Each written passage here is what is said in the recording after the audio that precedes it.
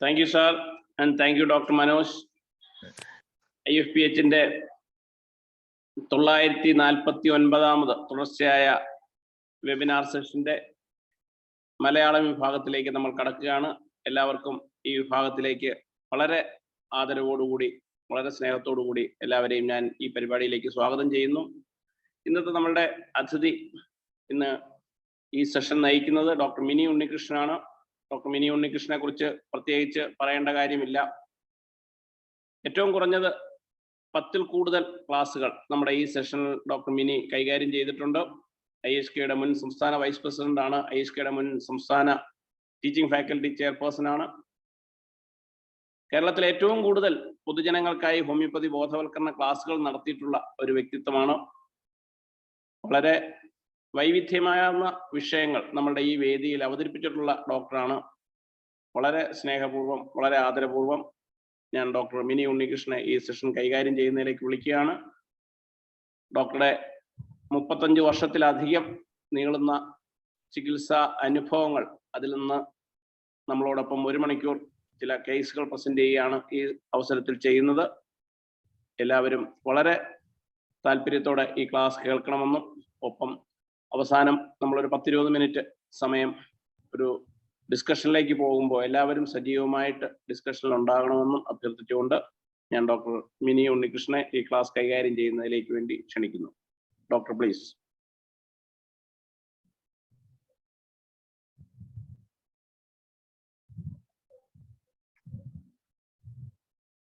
നമസ്കാരം. കുറച്ച് പ്രാവശ്യം കൊണ്ട് ധനേഷ് ഡോക്ടർ എന്നോട് ചോദിക്കുമ്പോൾ എല്ലാം ഞാൻ ഓരോരോ യാത്രകളിലായിരുന്നു.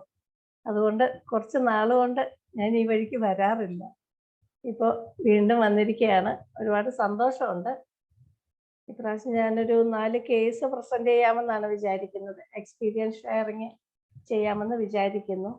നമ്മുടെ ഹോമിയോപ്പതിയുടെ ആ എഫിക്കസി എത്ര വലുതാണെന്ന് നമ്മൾക്ക് ഒരുപാട് സന്തോഷത്തോടെ ഓർക്കാൻ പറ്റുന്ന ചില 4 കേസുകളാണ് ഞാൻ എടുത്തുകൊണ്ട് വന്നത്. സ്ലൈഡ് ഷോ ഇല്ല. ഞാൻ കേസ് നോക്കി ഞാനിങ്ങനെ പോയിന്റ്സ് നോട്ട് ചെയ്ത് കൊണ്ടുവരുവാണ് ചെയ്തത്. അപ്പം അത് ഞാൻ ഓരോ കേസായിട്ട് പറയാം. ഒന്നാമത്തെ കേസ് 27 വയസ്സുള്ള ഒരു പെൺകുട്ടിയുടേതാണ്. അത് വൈഷ്ണ എന്ന പേരുള്ള ഒരു പെൺകുട്ടിയാണ്. ഈ പെൺകുട്ടി 18-11 കേൾക്കാമല്ലോ അല്ലേ? കേൾക്കാം. 18-11-22 എൻ്റെ അടുത്ത് വന്നത്. അതായത് കഴിഞ്ഞ വർഷം ലാസ്റ്റ് നവംബറിൽ വന്നത്. അപ്പോൾ ആ കുട്ടി പീരീഡ്സിന് ഒക്കെ ആകുമ്പോഴത്തേക്കും, പീരീഡ്സിനാകുമ്പോഴും അല്ലാതെയും എല്ലാം വയറിന് ഭയങ്കര പെയിൻ. മിക്ക സമയത്തും വയറിന് പെയിനാണ്. പീരീഡ്സ് ഭയങ്കരമായിട്ട് പെയിൻഫുൾ ആണ്. ഇച്ചിരി വേദനയൊക്കെ വരുമ്പോഴത്തേക്ക് ഒരുമാതിരി ബോധം കെട്ട് വീഴുന്ന ഒരവസ്ഥ, അല്ലെങ്കിൽ എന്തെങ്കിലും ഒന്ന് കാര്യമായിട്ട് നമ്മളൊന്ന് പറഞ്ഞാൽ പിന്നെ അന്നേരം ബോധം കെട്ട് വീഴുന്ന അവസ്ഥ, അങ്ങനെയൊക്കെയുള്ള കുറച്ചൊരു ഹിസ്റ്റീരിക്കൽ ടൈപ്പ് പോലെയാണ് ആ കുട്ടിയെ തോന്നിയിട്ടുള്ളത്. നേരത്തെ ആണെങ്കിൽ എൻ്റെ അമ്മ അതിനെപ്പറ്റി പല കാര്യങ്ങളും പറഞ്ഞിട്ടുണ്ട്. ഭയങ്കര പിന്നെ ഈ പിടിവാശിയുള്ള പെൺകുട്ടി. അപ്പൊ ആ കുട്ടി ഒരു മറ്റ് മതത്തിലുള്ള ഒരു ആൺകുട്ടിയുമായിട്ട് ഇഷ്ടമായിരുന്നു. അപ്പോൾ അമ്മയ്ക്കും അച്ഛനും ഒന്നും ആ കല്യാണം നടത്തി കൊടുക്കാൻ താല്പര്യം ഇല്ലെങ്കിലും കുട്ടി വർഷങ്ങൾ കൊണ്ട് അത് തന്നെ മതി എന്ന് പറഞ്ഞുകൊണ്ട് നിൽക്കുന്ന ഒരവസ്ഥയിൽ അവർ ഈയിടെ കല്യാണം കഴിപ്പിച്ചു കൊടുത്തു. അപ്പോൾ ഇപ്പൊ ആ പെൺകുട്ടിയും എൻ്റെ ഭർത്താവുമായിട്ടാണ്. ഡോക്ടർ എന്തെങ്കിലും പറയുന്നുണ്ടോ? അശോക് ഡോക്ടർ എന്തെങ്കിലും പറഞ്ഞായിരുന്നോ? ഇല്ല. ഓക്കെ. അപ്പൊ എനിക്ക് തോന്നുന്നു ഡോക്ടർ എന്തോ പറഞ്ഞു ഇല്ല. അപ്പോ ഈ കുട്ടി ഇപ്പം കല്യാണം കഴിഞ്ഞിട്ട് കുറച്ച് മാസമായി. അപ്പോൾ കുട്ടികളൊന്നും ആകുന്നില്ല എന്നുള്ളത് വെച്ചുകൊണ്ടാണ് എൻ്റെ അടുത്തേക്ക് വന്നത്. അപ്പോൾ ഈ വയറ്റിന് വേദനയാണ് മെയിൻ. പീരീഡ്സിനാണെങ്കിൽ ഭയങ്കര പെയിൻ, അല്ലാത്ത സമയത്തും എല്ലാം വയറ്റിന് നല്ല വേദനയുണ്ടെന്ന് പറഞ്ഞുകൊണ്ട് ഞാനൊരു അൾട്രാസൗണ്ട് അബ്ഡോമിന് പറഞ്ഞു വിട്ടു. അൾട്രാസൗണ്ട് അബ്ഡോമിനെ പറഞ്ഞു വിട്ടപ്പോൾ grade 1 to 2 fatty liver, bilateral PCOD, പിന്നെ right sided haemorrhagic cyst with pain. അപ്പോൾ ഈ ഹെമറേജിക് സിസ്റ്റ് ഉള്ളത് കൊണ്ടാണ് പീരീഡ്സിന്റെ സമയത്ത് അത്രയും കൂടുതൽ പെയിനും, പീരീഡ് അല്ലെങ്കിലും പെയിൻ. അതായത് ഹെമറേജിക് സിസ്റ്റ് ഉണ്ടെങ്കിൽ അതുള്ള സൈഡിൽ ഒന്ന് കുനിയുവോ നിവരുവോ ഞെളിയുവോ സൈഡിലോട്ട് തിരിയുവോ ആ സൈഡ് ഒന്ന് മുട്ടുവോ ഒക്കെ ചെയ്താലും ഏത് സമയത്തും പെയിൻ ആയിരിക്കും. അപ്പൊ അതുകൊണ്ടായിരുന്നു ഈ കുട്ടിക്ക് അത്രയും പെയിൻ ഉണ്ടായിരുന്നു. അപ്പൊ ആ പെയിന്റെ കാര്യം പറഞ്ഞപ്പോൾ തന്നെ ഞാനൊരു ഹെമറേജിക് സിസ്റ്റ് സസ്പെക്ട് ചെയ്യുകയും ഞാൻ ചെറുതായിട്ടൊന്ന് സൂചിപ്പിക്കുകയും ചെയ്തു. എന്തെങ്കിലും പ്രശ്നം കാണുമോ അല്ലെങ്കിൽ അങ്ങനെ ഒരു ഡിഫിക്കൽറ്റി വരത്തില്ല എന്ന് പറഞ്ഞു കൊടുത്താണ് വിട്ടത്. അപ്പോൾ സ്കാൻ ചെയ്തുകൊണ്ട് വന്നപ്പോൾ ഈ ഹെമറേജിക് സിസ്റ്റ് ഒക്കെ കണ്ടപ്പോൾ യൂട്രസ് റിട്രോവേർട്ടഡും ആണ്. അപ്പൊ ഇത്രയും സംഭവമാണ്. അപ്പൊ ഇതെല്ലാം ഞാൻ പറഞ്ഞു കൊടുത്തു. അപ്പൊ ഈ കൊച്ചു ചോദിക്കും, അല്ലെങ്കിൽ എന്റെ ഭർത്താവും ചോദിക്കും, എല്ലാം പറഞ്ഞു തരണം എന്ന് പറയും. ഈ സംഭവങ്ങളെല്ലാം പറഞ്ഞു കൊടുത്ത് ഹെമറേജിക് സിസ്റ്റ് എന്താണെന്ന് പറഞ്ഞോണ്ടിരിക്കുമ്പോ ഇവിടെ ബോധം കെട്ട് വീണു. ഈ ചെറുക്കൻ പിന്നെ ഇതിനെ പൊക്കിയെടുത്ത് ഇവിടെ എനിക്ക് ഈ സിറ്റൗട്ടിൽ ഇരിക്കാനുള്ള സ്ലാബെ കൊണ്ട് കിടത്തി ഒരുപാട് നേരത്തെ ശുശ്രൂഷയൊക്കെ കഴിഞ്ഞിട്ട് അപ്പൊ പറഞ്ഞത് സ്ഥിരം പരിപാടിയാണെന്ന് പറഞ്ഞു. അപ്പോ ഞാൻ അന്നേരം ഇതിന് ഞാൻ സാധാരണ രീതിയിലുള്ള എൻ്റെ ഒരു പ്രോട്ടോകോള് പിന്നെ ഈ ഹെമറേജിക് സിസ്റ്റ് വരുമ്പോൾ ഞാൻ നേരത്തെയും ഈ ടൈപ്പ് കേസുകൾ പറഞ്ഞിട്ടുള്ളതാണ്. ഈ കുട്ടിയുടെ കേസല്ല പറഞ്ഞിട്ടുള്ളതെങ്കിലും ഹെമറേജിക് സിസ്റ്റ് ഞാൻ പറഞ്ഞിട്ടുള്ളതാണ്. ഞാൻ കൊടുക്കുന്ന ആനിക്ക 30 ആണ്. അതായത് ഞാനത് കൊടുക്കുന്നതിൻ്റെ ഒരു ഇന്റൻഷൻ ഈ ബ്ലഡ് അബ്സോർബ് ആകട്ടെ എന്ന് വെച്ചുകൊണ്ടാണ്. അതായത് ഹെമറേജിക് സിസ്റ്റ് എന്താണെന്ന് ഞാൻ നേരത്തെ പറഞ്ഞിട്ടുണ്ട്. അത് വീണ്ടും ഞാൻ പറയണോ അതെങ്ങനെയാണ് ഉണ്ടാകുന്നതെന്ന്? ഡോക്ടർ സൗകര്യം പോലെ അല്ല പറയണമെങ്കിൽ പറയാം. അപ്പൊ സംഭവം എന്താണെന്ന് വെച്ചാല് ഈ എൻഡോമെട്രിയം എന്ന് പറയുന്നത് യൂട്രസിന്റെ ഉൾഭിത്തിയാണെങ്കിലും ഇത് എല്ലാം എപ്പോഴും അവിടെ തന്നെ കാണണമെന്നില്ല. അവിടെ എന്തായാലും കാണും. പക്ഷെ ഒരു മിസ്പ്ലേസ്മെന്റ് വേറെ ഏതെങ്കിലും ഒരു ഭാഗത്ത് ഒരു പീസ് എൻഡോമെട്രിയം ഉണ്ടെങ്കിൽ യൂഷ്വൽ ബ്ലീഡിങ്ങിന്റെ കൂട്ടത്തിൽ, അതായത് പീരീഡ്സിന് ബ്ലീഡ് ചെയ്യുമ്പോൾ ഈ എൻഡോമെട്രിയം എവിടെ ഇരിക്കുന്നോ അവിടെ ഒരു ബ്ലീഡിങ് ഉണ്ടാകും. യൂട്രൈൻ ബ്ലീഡിങ് സ്വാഭാവികമായിട്ടും വെളിയിലേക്ക് പോകും. അപ്പോൾ ഓവറിക്കകത്ത് ഇത്തിരി എൻഡോമെട്രിയം ഉണ്ടെങ്കിൽ പീരീഡ്സിന്റെ സമയത്ത് അവിടെ വരുന്ന ബ്ലീഡിങ്ങിന് പുറത്തേക്ക് പോകാൻ ഔട്ട്ലെറ്റ് ഇല്ലാത്തതുകൊണ്ട് അവിടെ കളക്ട് ചെയ്യും. അപ്പൊ അങ്ങനെ കളക്ട് ചെയ്യുമ്പോൾ ഓരോ മാസവും കളക്ട് ചെയ്യുമ്പോൾ ഇത് വലുതായിക്കൊണ്ടിരിക്കും. അപ്പൊ അങ്ങനെ കളക്ട് ചെയ്യപ്പെടുന്ന ബ്ലഡ് ഒരു ടാറി അപ്പിയറൻസ് ആയിരിക്കും. അല്ലെങ്കിൽ നമ്മുടെ ഈ എക്ലെയറിന്റെ ഒക്കെ ഉള്ളിലെ ചോക്ലേറ്റിന്റെ അതേ ഒരു കളറും ഒക്കെ ആയതുകൊണ്ടാണ് അതിന് ചോക്ലേറ്റ് സിസ്റ്റം എന്ന് പേര്. അല്ലെങ്കിൽ ഹെമറേജിക് സിസ്റ്റം എന്ന് പറയും, അല്ലെങ്കിൽ എൻഡോമെട്രിയൽ സിസ്റ്റം എന്ന് പറയും. ഇതെല്ലാം ഒന്ന് തന്നെയാണ്. അപ്പോൾ അതവിടെ ഇരിക്കും തോറും ഭയങ്കരമായ വേദനയായിരിക്കും.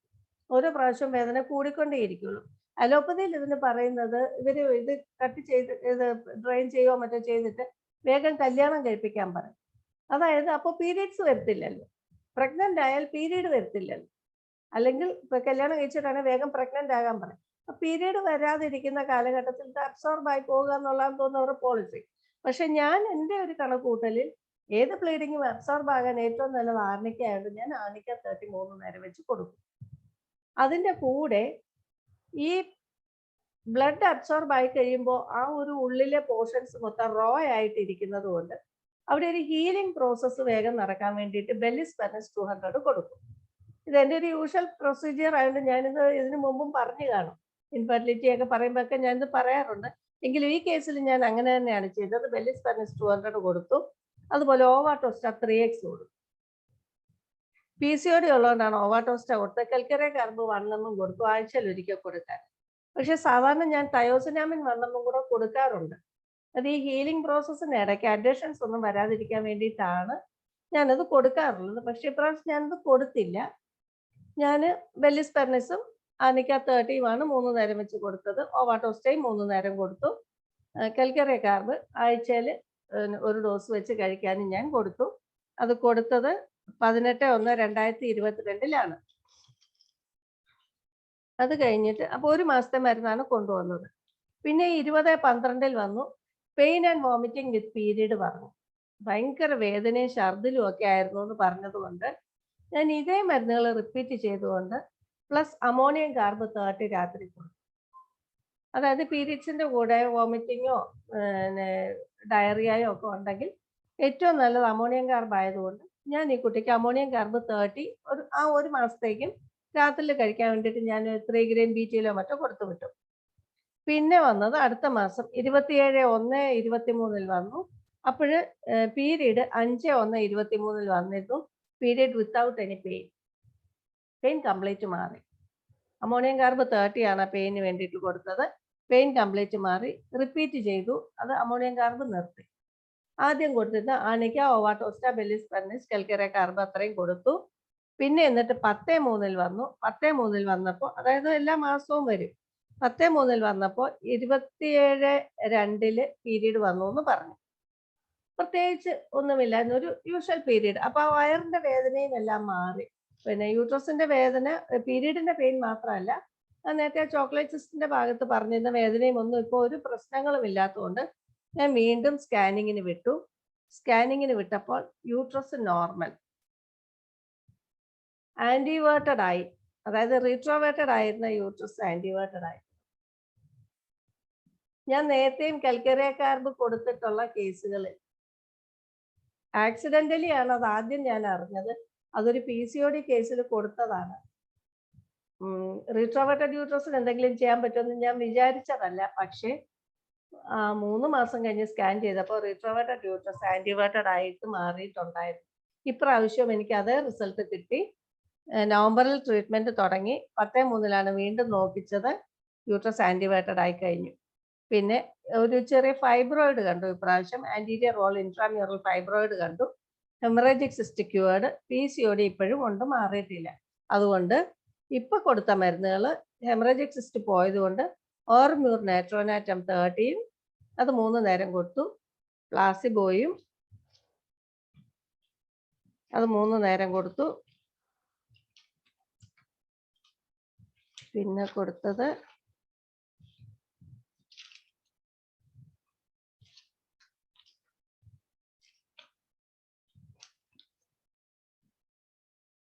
അത് രണ്ടുമാണ് ഇപ്പൊ കൊടുത്തു വിട്ടിരിക്കുന്നത്. ഓർമൂർ നാട്രോനാറ്റം, അതിൻ്റെ കൂടെ കൽക്കരെ കാർബ് കൊടുത്തു, ഓവാട്ടോസ്റ്റയും കൊടുത്തു. അപ്പം അഡീഷണൽ ആയിട്ട് ഇപ്പൊ കൊടുത്തത് ഓർമൂർ നാട്രോനാറ്റമാണ്. ആർണിക്കയും ബെല്ലിസ് പെർനിസും കംപ്ലീറ്റ്ലി നിർത്തി. എന്നുവെച്ചാൽ ചോക്ലേറ്റ് സിസ്റ്റ് പോയി കഴിഞ്ഞു. അതുകൊണ്ട് ആർണിക്കയും ബെല്ലിസ് പെർനിസും നിർത്തി. അതിന് പകരം ഓർമൂർ നാട്രോനാറ്റം 30 3 നേരം കൊടുക്കുന്നു, പ്ലാസിബോ കൊടുക്കുന്നു, ഓവാട്ടോസ്റ്റ കൊടുക്കുന്നു, കൽക്കരെ കാർബും കൊടുക്കുന്നു. ഇപ്പോഴാണ് ഇപ്പൊ കൊടുത്തോണ്ടിരിക്കുന്ന ട്രീറ്റ്മെന്റ്. അടുത്തത് വരാനായില്ല. 10-3 ലാസ്റ്റ് വന്നത്, സ്കാൻ ചെയ്തതും. ഇനി വരാനാകുന്നേ ഉള്ളൂ. ഏപ്രിൽ 1 മാസത്തെ മരുന്നാണ് കൊണ്ടുപോകുന്നത്. അപ്പോൾ ഇതാണ് ആദ്യം വെക്കുന്ന കേസ്.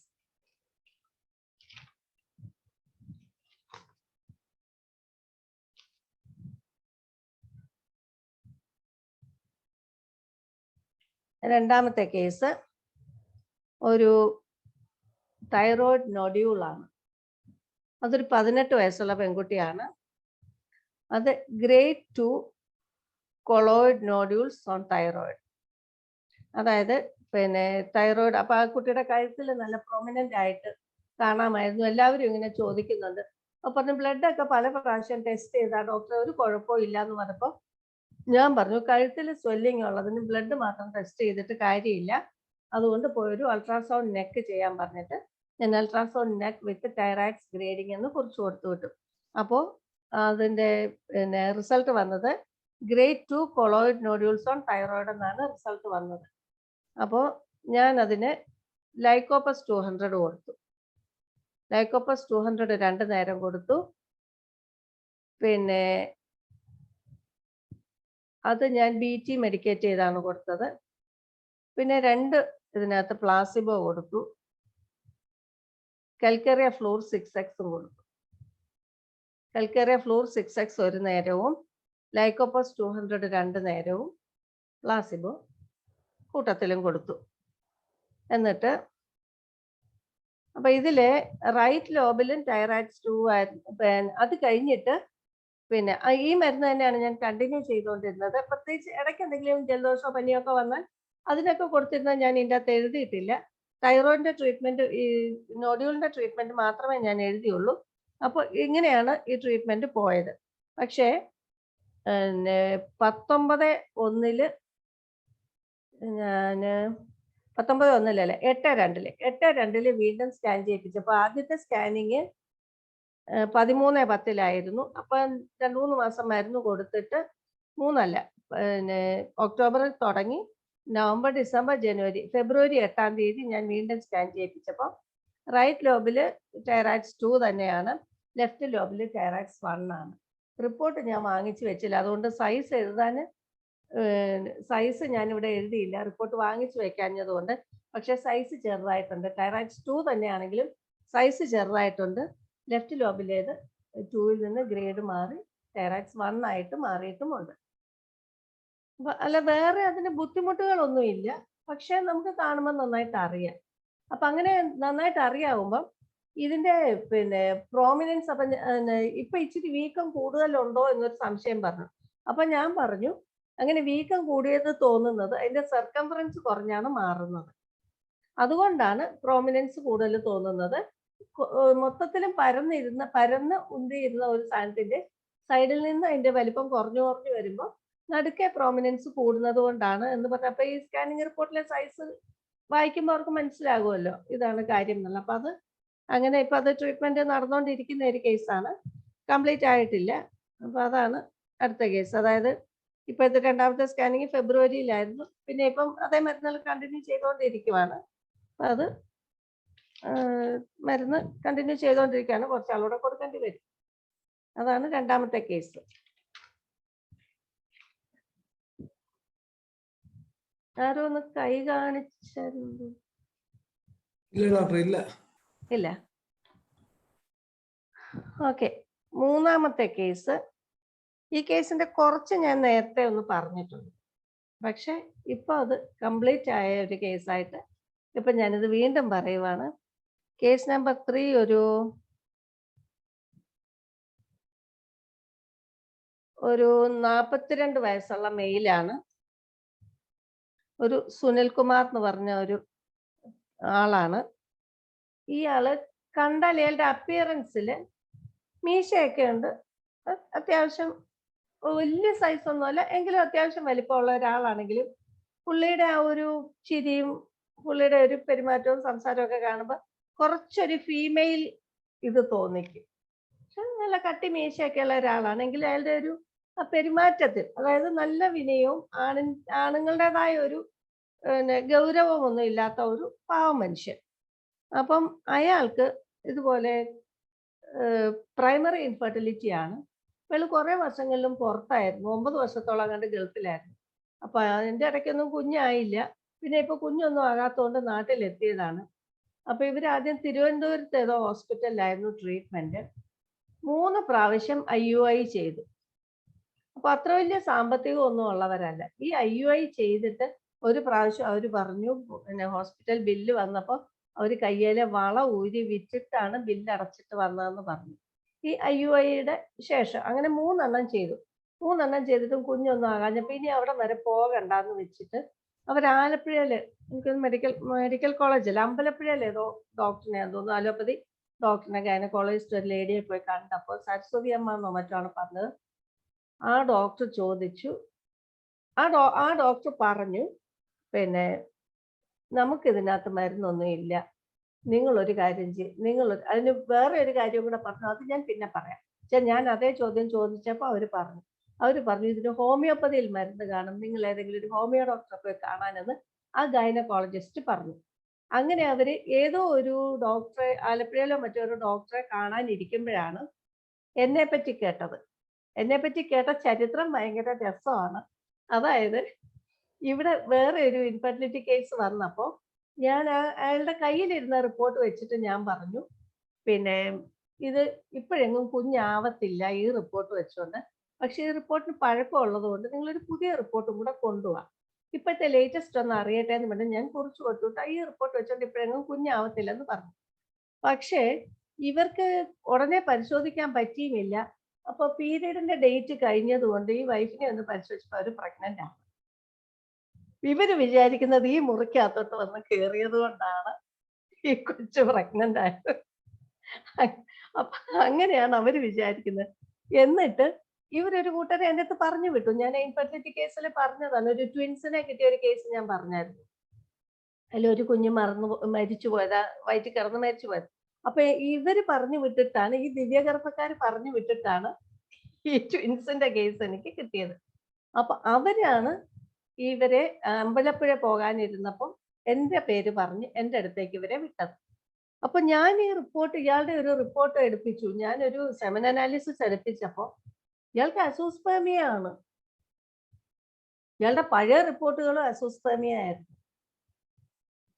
അപ്പൊ ഞാൻ ഇയാളോട് ചോദിച്ചു, ഇവരെന്തെടുത്തിട്ടാണ് ഈ IUI ചെയ്തതെന്ന് പറഞ്ഞപ്പം ഇയാൾ പറഞ്ഞു, ഈ അമ്പലപ്പുഴയിൽ പോയി ചെന്ന് കണ്ട അലോപ്പതി ഡോക്ടർ ഗൈനക്കോളജിസ്റ്റ് ഇതേ ചോദ്യം ചോദിച്ചു. ഈ തിരുവനന്തപുരത്തെ ഹോസ്പിറ്റലുകാർ നിങ്ങളെ ചതിക്കുമായിരുന്നു, ഇവരെന്തെടുത്തിട്ടാണ് IUI ചെയ്തതെന്ന് പറഞ്ഞിട്ട് പൈസ അടിച്ചത്. അപ്പൊ അങ്ങനെ ഒരു കേസാണ് എൻ്റെ അടുത്ത് വന്നത്. അപ്പൊ എൻ്റെ കയ്യിൽ ആദ്യം കിട്ടുന്ന റിപ്പോർട്ട്, ഞാൻ നോക്കിപ്പിച്ച report, liquefaction time 1 hour, pus cell 2 to 3, RBC 10 to 12, azoospermia. ഇതാണ് എനിക്ക് കിട്ടുന്ന കേസ്. അപ്പൊ ഞാൻ ഇയാളെ ഡോപ്ലർ സ്ക്രോട്ടത്തിന് വിട്ടു. ഡോപ്ലർ സ്ക്രോട്ടത്തിന് വിട്ടപ്പം പിന്നെ ബൈലാറ്ററൽ ഹൈഡ്രോസീൽ കണ്ടു. വെരിക്കോസീൽ ഒന്നുമില്ല, പക്ഷെ ബൈലാറ്ററൽ ഹൈഡ്രോസീൽ കണ്ടു. അപ്പോൾ ചോദിച്ചപ്പോൾ ഹിസ്റ്ററി ഓഫ് പാരോട്ടൈറ്റിസ് ഉണ്ട്, ഇയാൾക്ക് കൊച്ചിലെ മംസ് വന്നിട്ടുണ്ട്. അപ്പൊ ഈ ഹൈഡ്രോസിൽ ഞാൻ എന്നാ ഈയിടെ മറ്റൊരു ആവശ്യത്തിന് വേണ്ടിയിട്ട് മംസിന്റെ സിക്കിലയായിട്ട് ഹൈഡ്രോസിൽ വരുമോ എന്ന് നോക്കിയപ്പം അങ്ങനെ ഒരു സിക്കിലെ പറയുന്നില്ല. ഹൈഡ്രോസിലും നോക്കി മംസും നോക്കി, പക്ഷെ എനിക്ക് കിട്ടിയ ഹൈഡ്രോസിൽ കേസുകളിൽ ഹിസ്റ്ററി ഓഫ് മംസ് ഉണ്ട്. ഹിസ്റ്ററി ഓഫ് ട്രോമ ഇല്ലെങ്കിൽ ഹിസ്റ്ററി ഓഫ് മംസ് കിട്ടുന്നുണ്ട്.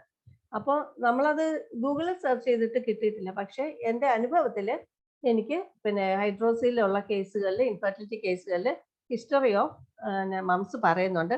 അപ്പൊ അങ്ങനെ ഒരു കേസാണ് വന്നത്. അപ്പൊ അങ്ങനെ വന്നപ്പോൾ ഇയാളുടെ ഹോർമോൺസ് ചെക്ക് ചെയ്തു ഞാൻ. ഇയാളുടെ ഒരു അപ്പിയറൻസ് വെച്ചുകൊണ്ട് ഹോർമോൺസ് ഒക്കെ നോർമൽ ആയിരുന്നു, ഹൈഡ്രോസിലുണ്ട് തന്നെ. അപ്പൊ ഇയാൾക്ക് ഞാൻ കൊടുത്തത് ഹോർമോൺസ് നോർമൽ ആണെങ്കിൽ പോലും ഇയാളുടെ ഒരു ഫീമെയിൽ അപ്പിയറൻസ് എനിക്ക് എൻ്റെ മനസ്സിൽ ഇങ്ങനെ കിടക്കുന്നത് കൊണ്ട് ഞാൻ ഇയാൾക്ക് ആ ഒരു രീതിയിലാണ് മരുന്ന് കൊടുത്തത്. 5-6 കൂട്ടം മരുന്ന് ഞാൻ കൊടുത്തിരുന്നത്. എന്ന് വെച്ചാൽ അസോസ്പെർമിയാണ്, IUI എല്ലാം കഴിഞ്ഞ് വന്നേക്കുന്ന കേസാണ്. പിന്നെ ഇയാൾക്ക് പിന്നെ കുട്ടിയെ ആക്കി കൊടുക്കണം എന്നുള്ള ഒരു ആഗ്രഹത്തിന്റെ പുറത്ത് ഞാൻ ഇച്ചിരി അറ്റ കൈയൊക്കെയാണ് ചെയ്തത്. കുറച്ച് കൂടുതൽ മരുന്നുകളെല്ലാം ഞാൻ കൊടുത്തിട്ടുണ്ട്. സിംഗിൾ മെഡിസിൻ മാത്രം ഉപയോഗിക്കുന്നവർ എന്നോട് ക്ഷമിക്കണം, എൻ്റെ റിസൾട്ട് നല്ലതാണ്. അപ്പൊ ഞാൻ ആദ്യം കൊടുത്തത് ഡാമിയാന ടിഞ്ചറാണ്. ഡാമിയാന ടിഞ്ചർ 10 തുള്ളി വീതം 3 നേരം കഴിക്കാൻ കൊടുത്തു. അതായത് ഉള്ള കൗണ്ട് കൂട്ടാനാണ് സാധാരണ ഞാനിത് കൊടുക്കുന്നത്. സാധാരണ അസോസ്പെർമിയ കേസിൽ ഞാൻ ഡാമിയാന കൊടുക്കാറില്ല. എന്താ വെച്ചാൽ സ്പേം ആദ്യം ഉണ്ടാവട്ടെ, ഉണ്ടായി കഴിഞ്ഞിട്ട് കൗണ്ട് കൂട്ടാൻ കൊടുക്കാവുന്നുള്ളത്. പക്ഷേ ഈ മനുഷ്യന്റെ ആ ഒരു നിഷ്കളങ്കതയും അയാളുടെ ആ ഒരു സഫറിങ്സ് ഒക്കെ വെച്ചുകൊണ്ട് ഞാൻ ഇയാൾക്ക് ഡാമിയാന ടിഞ്ചർ കൊടുത്തു. ടെസ്റ്റിസ് 3x കൊടുത്തു. അത് സാധാരണ ഞാൻ ക്വാളിറ്റി ശരിയാക്കാനാണ് കൊടുക്കാറുള്ളത്, ക്വാണ്ടിറ്റിക്ക് കൊടുക്കാറില്ല. എങ്കിലും ഇവിടെ ഞാൻ ടെസ്റ്റിസ് 3x കൊടുത്തു. ഇയാളുടെ ഒരു അപ്പിയറൻസ് വെച്ചുകൊണ്ട് ഞാൻ അഡ്രിനലിൻ 200 കൊടുത്തു ഓൾട്ടർനേറ്റ് നൈറ്റ്സിൽ. അഡ്രിനലിൻ 200 ഓൾട്ടർനേറ്റ് നൈറ്റ്സ് കൊടുത്തു. റോഡോഡെൻഡ്രോൺ 30 കൊടുത്തു. ഹൈഡ്രോസിൽ ഉണ്ടായിരുന്നല്ലോ. തന്നെയല്ല, അയാൾക്ക് ടെസ്റ്റിസിന് ഇച്ചിരി വേദനയും പുകച്ചിലും ഒക്കെ ഉണ്ടായിരുന്നു. അപ്പോൾ ഞാൻ റോഡോഡെൻഡ്രോൺ 30 3 നേരം വെച്ച് കഴിക്കാൻ കൊടുത്തു. മംസിന്റെ ഹിസ്റ്ററി ഉള്ളതുകൊണ്ട് ആഴ്ചയിൽ ഒരിക്കൽ പൾസാറ്റിലെ വണ്ണം കഴിക്കാൻ കൊടുത്തു. ശരിക്കും ഒരു പൾസാറ്റിലെ ലേഡിയെ പോലെ തോന്നിക്കുന്ന ഒരു പുരുഷനാണിത്. അയാളുടെ ഒരു നേച്ചർ. പൾസാറ്റിലെ വണ്ണമും കൊടുത്തു, പാരോട്ടിഡിന്റെ വണ്ണമും കൊടുത്തു. ആഴ്ചയിൽ ഒരിക്കൽ വീതം കഴിക്കാൻ. അതായത് ഇപ്പൊ ഈ ആഴ്ചയിൽ ഒരിക്കൽ വീതം കഴിക്കാൻ 2 മരുന്ന് കൊടുത്താൽ ഞാൻ ഒരെണ്ണം ഞായർ അടുത്ത ഞായറിനും, ഒരെണ്ണം ബുധൻ അടുത്ത ബുധനും കഴിക്കാന്നുള്ള രീതിയിലാണ് ഞാൻ കൊടുക്കാറ്.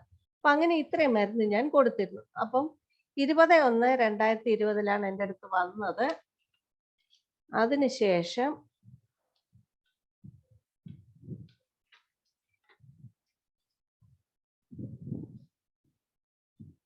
അഞ്ച് 5/2020 ഞാൻ ഡോപ്ലർ ചെയ്യിപ്പിച്ചു, അല്ല സെമൻ അനാലിസിസ് ചെയ്യിപ്പിച്ചു. പിന്നെ ഞാൻ ഡോപ്ലർ ഒന്നും ചെയ്യിപ്പിച്ചില്ല.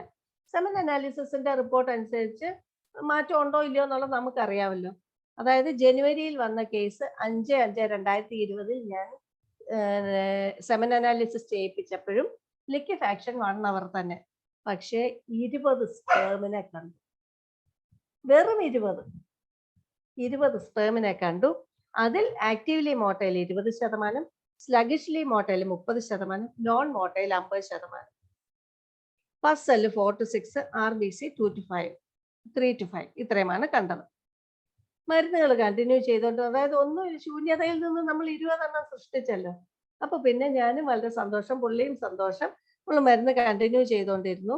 ഒക്ടോബറിൽ ഞാൻ വീണ്ടും നോക്കിച്ചു. ഒക്ടോബറിൽ നോക്കിച്ചപ്പോൾ അപ്പൊ ഇയാൾക്ക് ഇടയ്ക്ക് എന്തോ മരുന്ന് മുടങ്ങിയായിരുന്നു. ഇയാളുടെ അമ്മയ്ക്ക് സുഖമില്ലാതെയൊക്കെ ഇത്തിരി മരുന്നൊക്കെ മുടങ്ങി. അപ്പൊ അന്നേരം അത് കഴിഞ്ഞിട്ട് അപ്പൊ ഞാൻ പറഞ്ഞു, എന്തായാലും മരുന്ന് മുടങ്ങിയില്ലേ, ഒന്നുകൂടെ നോക്കിച്ചിട്ട് മരുന്ന് തരാമെന്നും പറഞ്ഞിട്ട് 30/10 നോക്കിയപ്പോൾ ലിക്വിഫാക്ഷൻ 1 അവർ ടോട്ടൽ കൗണ്ട് 20 നിന്ന് 15 കുറഞ്ഞു. അതായത് 20 എണ്ണമായിരുന്നു, മില്യൺ അല്ല. അതിൽ നിന്ന് 15 എണ്ണമായിട്ട് കുറഞ്ഞു. ആക്റ്റീവ്ലി മോട്ടൈലിലെയും സ്ലഗിഷ്ലി മോട്ടൈലിലെയും 5% കുറഞ്ഞു. നോൺ മോട്ടൈൽ 60 ആക്റ്റീവ്ലി മോട്ടൈൽ 20 നിന്ന് 15 സ്ലഗിഷ് 30 നിന്ന് 15 നോൺ മോട്ടൈൽ 50 നിന്ന് 60 first cell 2 to 3 RBC 1 to 2. പക്ഷെ അവർക്ക് ഇച്ചിരി വിഷമം ഉണ്ടായിരുന്നെങ്കിലും എനിക്ക് വലിയ വിഷമമൊന്നും ഇല്ലായിരുന്നു. ഞാൻ പറഞ്ഞു മരുന്നില്ലാഞ്ഞിട്ടും കൗണ്ട് 0 ആയില്ലല്ലോ, അതുകൊണ്ട് വിഷമിക്കണ്ട, കഴിക്കാൻ പറഞ്ഞു. പിന്നെ ഈ പറഞ്ഞതുപോലെ കോവിഡ് ഒക്കെ ആയി കഴിഞ്ഞപ്പോഴത്തേക്കും വീണ്ടും മരുന്ന് മുടങ്ങിയിട്ട് അയാൾക്കും കോവിഡ് വന്നു.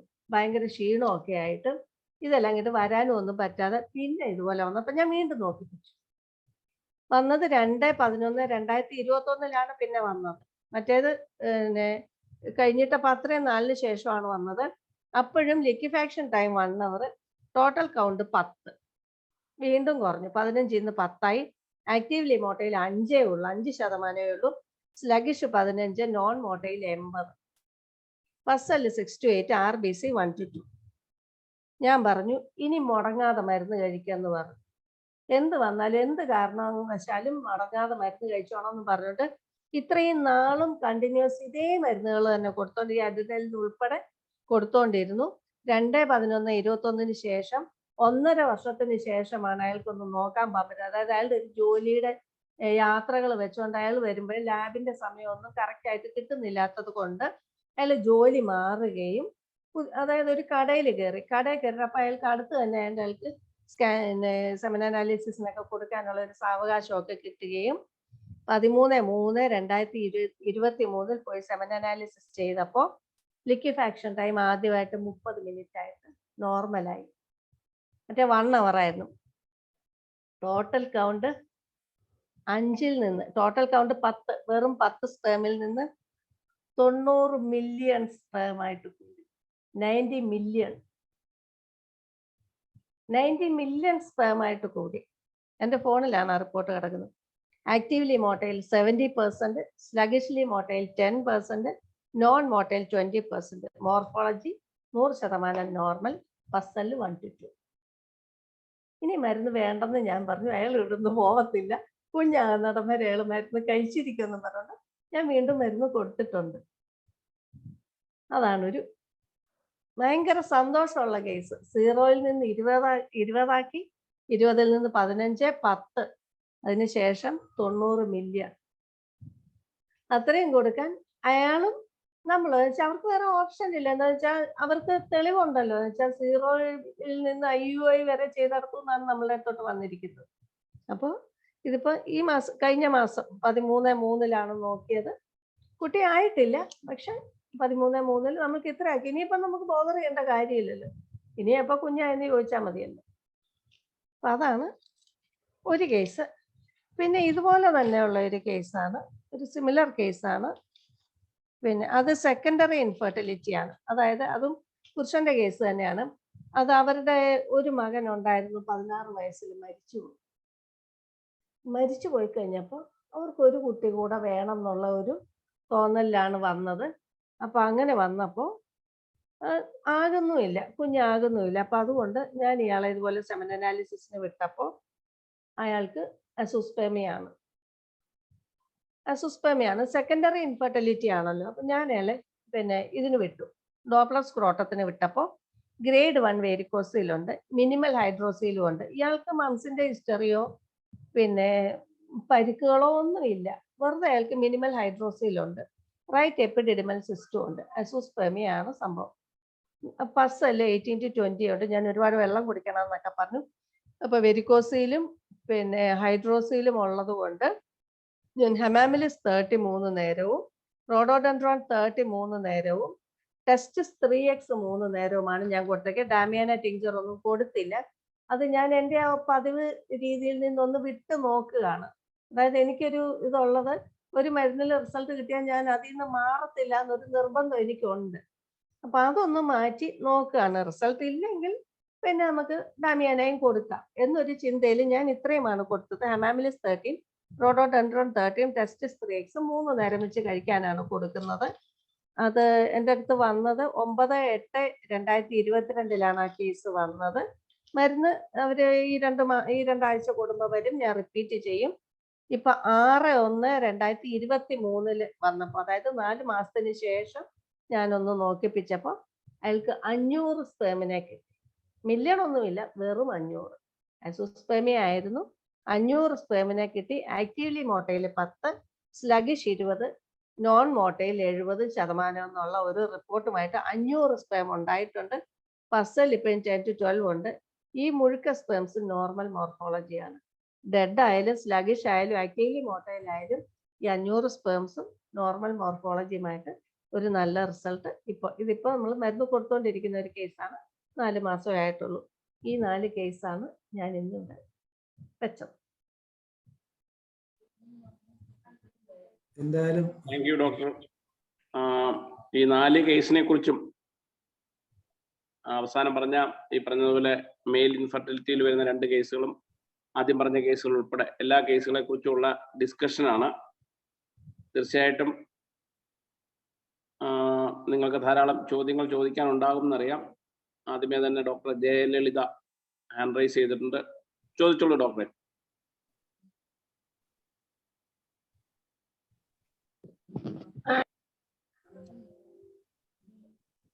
അൺമ്യൂട്ട് ചെയ്തോളൂ. കേൾക്കുന്നുണ്ടോ? കേൾക്കുന്നുണ്ട്. ഡോക്ടറെ, നല്ല സെഷൻ ആയിരുന്നു. ഒത്തിരി ഇഷ്ടമായി. നല്ല ക്ലാസ് ആയിരുന്നു. എനിക്ക് ചോദിക്കാനുള്ളത്, 48 വയസ്സുള്ള ഒരു ലേഡി, അവർക്ക് ഇപ്പോഴും ഡിസ്മെനോറിയ പെയിൻ ഉണ്ട്, ബ്ലീഡിങ് അത്രക്കില്ല. എങ്കിലും ഒന്ന് സ്കാൻ ചെയ്യിപ്പിച്ചപ്പോ അഡിനോമയോസിസ് കണ്ടായിരുന്നു. പിന്നെ ഇതുപോലെ തന്നെ നേരത്തെ ഡോക്ടർ പറഞ്ഞ പോലെ തന്നെ ഹെമറേജിക് സിസ്റ്റ്, ഇത് രണ്ടും ഉണ്ട്. അപ്പൊ ആ കേസിന് ഇത് രണ്ടും കൂടെ ഒരുമിച്ച് വന്നേക്കണ കാരണം പിന്നീട് അതൊരു CA കേസ് ആവാനുള്ള ചാൻസ് ഉണ്ടോ എന്നൊരു doubt. Heavy bleeding, HB count താഴത്തേക്ക് പോകുന്നുണ്ട്. അപ്പൊ അത് നമ്മളുടെ ഇതിൽ നിർത്തണോ അതോ റെഫറൻസ് ചെയ്യണോ? എത്ര നാളായി ഡോക്ടറെ അടുത്ത് വന്നിട്ട്? എന്റെ അടുത്ത് ഇപ്പൊ അധികം നാളായിട്ടില്ല. അവര് വേറെ അലോപ്പതി സൈഡിൽ നിന്ന് വന്നതാണ്. അവര് ഹോർമോൺ ടാബ്ലറ്റ്സ് എടുത്തോണ്ടിരിക്കുന്നുണ്ട്. എന്റെ അടുത്ത് ഡൗട്ട് ചോദിച്ചതാ. മരുന്ന് കൊടുത്തില്ല? ഇല്ല, ഡൗട്ട് ചോദിച്ചു വന്നോളൂ. അപ്പൊ ഞാനത് പിന്നെ പറയാന്ന് പറഞ്ഞ് ഇതാക്കിയിരിക്കുകയാണ്. പരിചയമുള്ളവരാണ്, അപ്പൊ അവർക്കൊന്നും അറിയണോ അത്. നമുക്ക് കൊടുക്കാൻ പറ്റും ഡോക്ടറെ. അത് CA കേസ് ആവാനുള്ള ഒരു ചാൻസ് ഉണ്ടോ? അഡിനോമയോസിസിന് നമുക്ക് മരുന്നുണ്ട്. നമുക്കത് റിപ്പയർ ചെയ്യാൻ പറ്റുന്നിടത്തോളം CAയിലോട്ട് പോകേണ്ട കാര്യം ഇല്ലല്ലോ. മറ്റേതോ ഹെമറേജിക് സിസ്റ്റോ? ഹെമറേജിക് സിസ്റ്റ് എളുപ്പമല്ലേ മാറ്റാന്. ആർണിക്കായും വെല്ലിസും കൂടെ കൊടു. അതാണ് ഞാനിപ്പോ കേസ് കേട്ടപ്പോഴാണ് എനിക്കത് എടുത്താൽ കൊള്ളാന്നുണ്ട്. പ്രശ്നമാവോന്നുള്ളൊരു പേടി. അതാണ് ഞാൻ ചോദിച്ചത്. ഇല്ല, ധൈര്യമായിട്ട് എടുത്തോ. ഇല്ല. അപ്പൊ HB കൗണ്ട് താഴത്തേക്ക് പോവാണെങ്കിലോ? അവര് ബ്ലഡ് കയറ്റിയിട്ടുണ്ട്. HB കൗണ്ട് താഴത്തേക്ക് പോകുമ്പോ ഡോക്ടറെ അത് പിന്നെ സെറമെറ്റോ എല്ലാം കൂടെ ഒക്കെ കൊടുക്കും. അനീമിയക്ക് നല്ലതല്ലേ, ബ്ലീഡിങ്ങിന് നല്ലതാണ്, പിന്നെ അനീമിയക്ക് നല്ലതാണ് ഫെറമെറ്റ്. അപ്പൊ അത് കൊടുക്കും. പിന്നെ 30 3 നേരം വെച്ച് കൊടുക്കും. പിന്നെ ഞാന് അഡിനോമയോസിസ് കേസിൽ കൂടുതലായിട്ട് വല്ലപ്പോഴും ഒക്കെ സെറ്റ് ചെയ്യും. അതാ ഒരു കോൺസ്റ്റിറ്റ്യൂഷൻ ഒക്കെ വെച്ചോണ്ട് കൂടുതലായിട്ട് എനിക്ക് എപ്പിസിൽ ക്യൂർ കിട്ടാറുണ്ട്. ഏത് പൊട്ടൻസിയാ? 30 കൊടുക്കാറ്. എപ്പിസ് 30 കൊടുക്കാറ്. അതെങ്ങനെ റിപ്പീറ്റേഷൻ? അതൊരു 2 നേരം വെച്ച് കൊടുക്കും. രണ്ടും നമുക്ക് അതിന്റെ റിസൾട്ട് കിട്ടുന്നുണ്ട്. പിന്നെ ഹെമറേജിക് സിസ്റ്റം ഞാൻ മുമ്പേ പറഞ്ഞ പോലെ ചെയ്ത് അത് 100%. അതിപ്പോഴാണ് ഞാൻ അറിയുന്നത്. ഞാൻ അത് വിചാരിച്ച് ചോക്ലേറ്റ് സിസ്റ്റ് ആയിട്ട്, പിന്നെ അത് ഏജ് 48 ആയതുകൊണ്ട് അത് CA കേസിൽ പോകുമെന്നൊരു ഡൗട്ട് വന്നത് കൊണ്ട് ഞാൻ ഇത്തിരി സംശയം വെച്ചു. അത് ഒന്നും കൂടെ റഫർ ചെയ്തിട്ട് വരാൻ പറഞ്ഞു. ഒരു കാര്യം ചെയ്യും ഡോക്ടർ, എന്തായാലും മരുന്ന് കൊടുത്തിട്ട് 2 മാസം കഴിയുമ്പോൾ ഒന്ന് സ്കാൻ ചെയ്യിപ്പിക്കും. ഓക്കെ. അപ്പൊ ഡോക്ടറിന്റെ നമ്പർ ഒന്ന് ഷെയർ ചെയ്യണമെങ്കിൽ എനിക്കൊന്ന് കോണ്ടാക്ട് ചെയ്യാമായിരുന്നു. Okay. 94 okay 46 okay 85 okay 77 okay 67. Thank you doctor. Okay doctor. Thank you doctor Jayalalitha. തീർച്ചയായിട്ടും ഇത്തരത്തിലുള്ള കേസുകൾ നമ്മൾ ട്രൈ ചെയ്ത് നോക്കേണ്ടതാണ്. പിന്നെ നമ്മളങ്ങനെ ഒരു പേടിയിലേക്ക് പോകുന്നതിനകത്ത് വലിയ കാര്യമില്ല. എങ്കിലും ഈ പറഞ്ഞതുപോലെ അതിന്റെ എല്ലാ സാധ്യതകളും നമ്മൾ നോക്കണം. ഒരു ഗൈനക്കോളജിസ്റ്റിന്റെ ഒപ്പീനിയൻ ഇടയ്ക്ക് എടുക്കുന്നത് നല്ലതായിരിക്കും. വേണമെങ്കിൽ ഡോക്ടർ ഒരു CA-125 ബ്ലഡിൽ ഒന്ന് നോക്കിയേക്ക്. അതെ, അങ്ങനെയുള്ള ടെസ്റ്റുകൾ ഒരു ട്യൂമർ മാർക്കർ നോക്കിയേക്ക് CA-125. അപ്പൊ പേടിക്കണ്ടല്ലോ. ഒറ്റ സെക്കൻഡ് ഞാൻ വരുന്നത്, ഞാൻ ഇന്ന് കഥക് തുറന്നു കൊടുത്തിട്ട് വരട്ടെ, ഓടി വരാം. ഓക്കെ.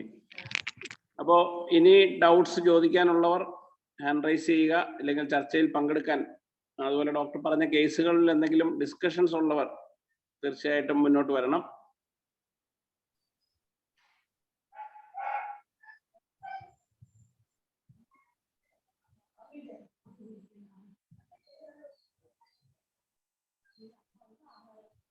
ഡോക്ടറെ, നമ്മുടെ ഹനുമാൻ ഡേയുടെ മലയാള പ്രോഗ്രാം ഷെഡ്യൂൾ എന്തെങ്കിലും ആയോ? മലയാളം പ്രോഗ്രാം ശശി തരൂരിനെ ലഭിക്കില്ല എന്ന് ഉറപ്പായി.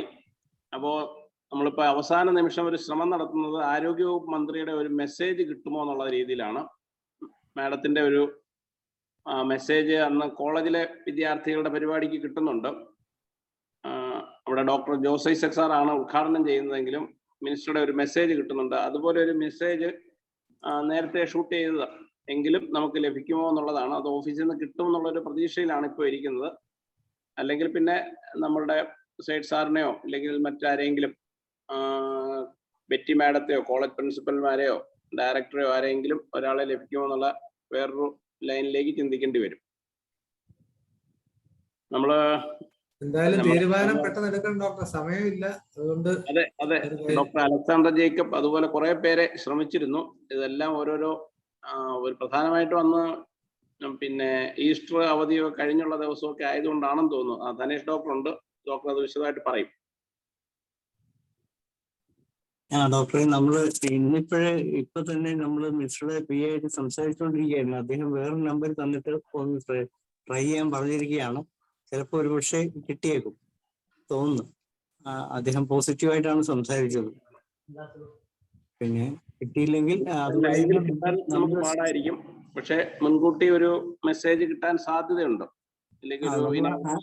ആ രീതിയിൽ തന്നെയാണ് റിക്വസ്റ്റ് ചെയ്തിരിക്കുന്നത്.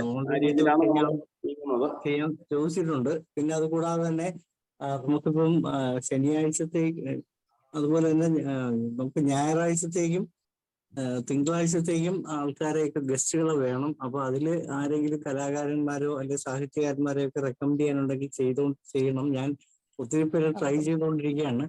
ജേക്കബ് തോമസ് സാർ ഇപ്പൊ ഇവിടെ, അലക്സാണ്ടർ ജേക്കബ് സാർ ഇവിടെ ഇല്ല. സാറ് കൊല്ലത്തുണ്ട്.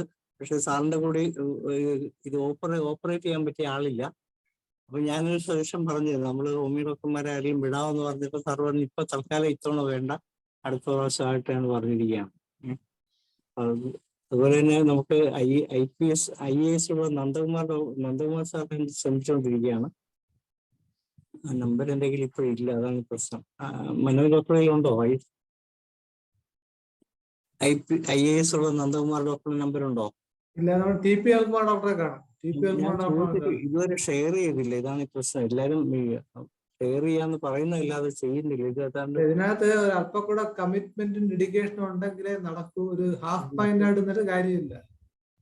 അതെ, ഇങ്ങനെ എന്തായാലും കാര്യങ്ങൾ ഗംഭീരമായിട്ട് നമ്മൾ ശ്രമിച്ചുകൊണ്ടിരിക്കുകയാണ്. അതുകൊണ്ടാണ് ഞാനിപ്പോ ഇന്ന് അശോകുമാർ സാറിനോട് പ്രത്യേകം പറഞ്ഞു ഇവിടെ വന്ന് നിൽക്കണം, ഞാനൊന്ന് പുറത്ത് നിൽക്കുകയെന്ന് പറഞ്ഞു. തൽക്കാലം നമുക്ക് ഇതുപോലെ കിട്ടുന്ന ആൾക്കാരെയൊക്കെ സംഘടിപ്പിക്കാൻ എല്ലാവരും ഒന്ന് ശ്രമിക്കണം. ഇന്ന് ഭാഗ്യലക്ഷ്മി ഡോക്ടർ സൂബിൽ ഉണ്ടെങ്കിൽ ഡോക്ടർ ശ്രമിച്ചുകൊണ്ടിരിക്കുകയാണ്. പക്ഷെ ഡോക്ടർ തരൂരിന്റെ ആൾ ഇതുവരെ റെസ്പോണ്ട് ചെയ്തിട്ടില്ല. അതുകൊണ്ടാണ്. അത് സാരമില്ല, നമുക്ക് വേറെ രീതിയിലൊക്കെ ട്രൈ ചെയ്യാം. ആരെങ്കിലും നമുക്ക് കിട്ടും. എന്റെ അഭിപ്രായത്തില് മറ്റേ CCRHലെ മുരളീധര സാറിനെയോ ഇല്ലെങ്കിൽ അവിടുത്തെ പ്രിൻസിപ്പലിനെയോ ആരെങ്കിലും, ഇവരാരെയും കിട്ടിയില്ലെങ്കിൽ, നമ്മളെ ചീഫ് ഗസ്റ്റുകളെ ആരെയും കിട്ടിയില്ലെങ്കിൽ അങ്ങനെ ചെയ്യണം. നമുക്ക് നോക്കാം. ശരി സാർ, കണ്ടിന്യൂ ചെയ്തോളൂ, ചർച്ച കണ്ടിന്യൂ ചെയ്തോളൂ സാർ. ഓക്കെ. അപ്പോ ചർച്ചയുടെ ഭാഗമായിട്ട് ഡോക്ടർ ജോയിൻ ചെയ്യും. ആർക്കെങ്കിലും അഭിപ്രായങ്ങൾ പറയാനും ക്വസ്റ്റ്യൻസ് ചോദിക്കാനുണ്ടെങ്കിൽ തീർച്ചയായിട്ടും ഹാൻഡ് റൈസ് ചെയ്യുക. ഹാൻഡ് റൈസ് ചെയ്യുന്ന ക്രമത്തിൽ ഓരോരുത്തരായിട്ട് വിളിക്കാവുന്നതാണ്.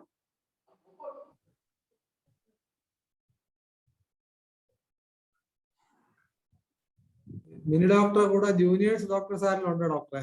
ആ അത് നമ്മൾ ഈ ഇതിൽ ശ്രദ്ധിക്കേണ്ട കാര്യം, ജൂനിയേഴ്സിന് വളരെ ഗൈഡൻസ് കൊടുക്കാൻ ഒരുപാട് പേര് കഴിയും. കാരണം പഠിച്ചിറങ്ങിയിട്ട് ഒരു കോറിഡോർ ഓഫ് അൺസർട്ടനിറ്റി എന്ന് പറയാൻ ഒരു കടന്നു പോകുന്ന ഒരുപാട് പേരുണ്ടാവും. അപ്പൊ തീർച്ചയായിട്ടും ഡോക്ടറെ പോലുള്ള ആൾക്കാർ വളരെ എന്റെ കൂടെ ഉണ്ട്. ആൾക്കാർ വീട്ടിലെ ക്ലിനിക്കിലും അവിടുത്തെ കായംകുളത്തെ ക്ലിനിക്കിലും ഉണ്ട്. ഓരോ കുട്ടികളുണ്ട്. ഞാനത് ഒന്നല്ല. പറയാൻ രണ്ട് കുട്ടികളുണ്ട്.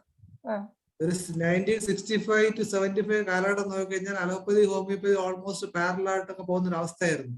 പക്ഷെ അവിടെ വന്ന ശേഷം നല്ലൊരു വ്യത്യാസം അവരിലുണ്ടായി, നമുക്ക് ഉണ്ടാകാൻ പറ്റില്ല. കാരണം എന്ന് വെച്ചാൽ എല്ലാവരും ഇൻഡിവിജ്വലൈസ് പ്രാക്ടീസിലാണ് കൂടുതൽ കോൺസെൻട്രേറ്റ് ചെയ്തുകൊണ്ടിരുന്നത്. ഇനി അത് മാറി ഇൻസ്റ്റിറ്റ്യൂഷണലൈസ്ഡ് ആയിട്ട് മാറണം. അത് എല്ലാവരും ഓരോരുത്തരും അവരവരെ കൊണ്ടാവുന്ന രീതിയിൽ IFPH നല്ലൊരു ചുവട് വെച്ച്, പക്ഷെ 2 ചുവട് പിന്നെ പുറകോട്ട് പോകേണ്ടത് പല കാരണത്താലും ഇൻസ്റ്റിറ്റ്യൂഷൻ ഉണ്ടാക്കുന്നതായിരുന്നു. നമ്മുടെ ഖേദകരമായിപ്പോയി. ഇനിയെങ്കിലും നമ്മൾ അത്തരം കാര്യങ്ങളെ കുറിച്ച് ചർച്ച ചെയ്യുകയും മുന്നോട്ട് പോവുകയും ചെയ്യണം.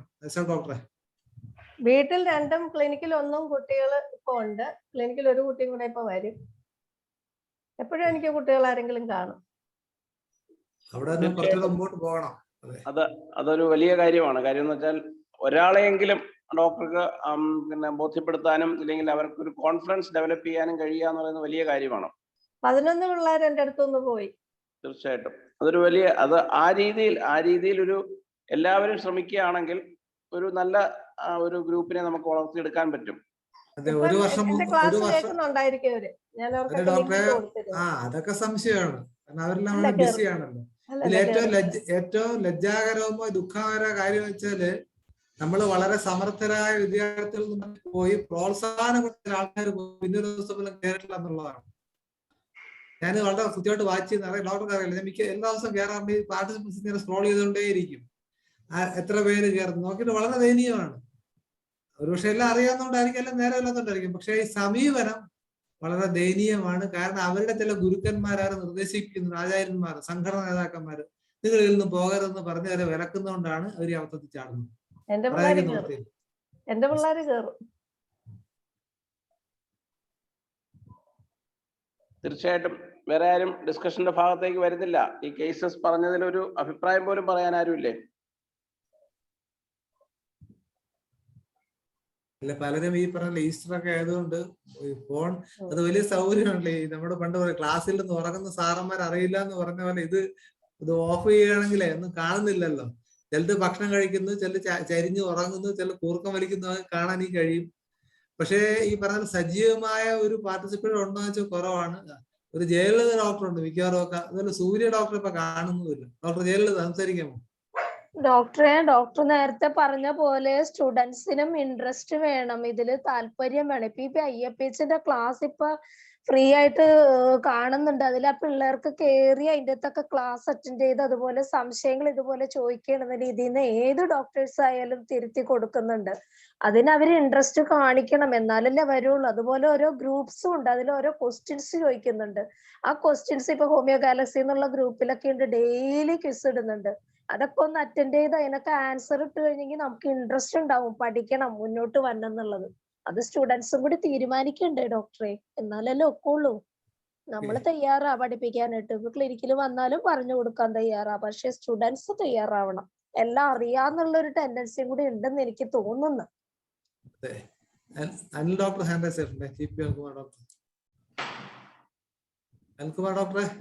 മനോജ് ഡോക്ടർ ഇപ്പൊ പറഞ്ഞല്ലോ, വീഡിയോ ഓൺ ചെയ്തിട്ട് നേരത്തെ സൂം ഓപ്പൺ ചെയ്യുമ്പോഴേ വീഡിയോ കാണത്തില്ലായിരുന്നു. ഇപ്പൊ വീഡിയോ ഓപ്പൺ ആണ്. പലരും വീഡിയോ അങ്ങനെ തന്നെ ഓപ്പൺ ആക്കിയിട്ടാണ്. ചിലപ്പോ ഉടുപ്പില്ലാതിരിക്കുന്നു, പല ഷേപ്പിൽ കാണുന്നു. അപ്പൊ അത് വീഡിയോ ഓഫ് ചെയ്തിട്ട് ആവശ്യമുള്ള ഓൺ ചെയ്യാനുള്ള ഒരു ഓപ്ഷൻ ഇല്ലേ നമുക്ക്? പറഞ്ഞില്ലേ കൂർക്കം വലിക്കുന്നത് മറ്റേ കാണുന്നത് പറഞ്ഞില്ലേ? അതെ അതെ അതെ. അപ്പൊ ഇതൊരു ഇന്റർനാഷണൽ ഫോറമാണ്. ഒരാൾ കയറപ്പം എടുത്ത് നോക്കാൻ കൂർക്കം വലിക്കുന്നതാണ്, ഉടുപ്പില്ലാതിരിക്കുന്നതാണെന്നു. അപ്പൊ ആ വീഡിയോ പെർമനന്റ് ഓഫ് ചെയ്തിട്ട് ആവശ്യമുള്ളത് എടുക്കാൻ പറ്റുമോ? അങ്ങനെയാണ് നേരത്തെ. ഇപ്പൊ കഴിഞ്ഞ കുറച്ച് ദിവസമായിട്ടാണ് ഇങ്ങനെ വരുന്നത്. നോക്കാം. അതെ, അതുപോലെ തന്നെ ഓരോരുത്തരുടെ ഓരോരുത്തരുടെ വീട്ടിൽ ഡൈനിങ് ടേബിളിൽ അതൊക്കെ പാത്രങ്ങളിലൊക്കെ ഡൈനിങ് ടേബിളിൽ കാണുന്നുണ്ട്. പിടിക്കുന്നത് ചിലപ്പോൾ ഞാൻ സ്ക്രീനാണ് കാണുന്നത്. അപ്പൊ അതൊരു എനിക്കൊരു അരോചകമായിട്ട് തോന്നുന്നു. അതെ, ശ്രദ്ധിക്കണം അത് തീർച്ചയായിട്ടും. അപ്പൊ ആ ഡോക്ടർ പറഞ്ഞ പിന്നെ ധനേഷ് ഡോക്ടർ ചോദിച്ച നമ്പർ ഞാൻ ഷെയർ ചെയ്തിട്ടുണ്ട് കേട്ടോ, Dhanesh doctor. Okay okay.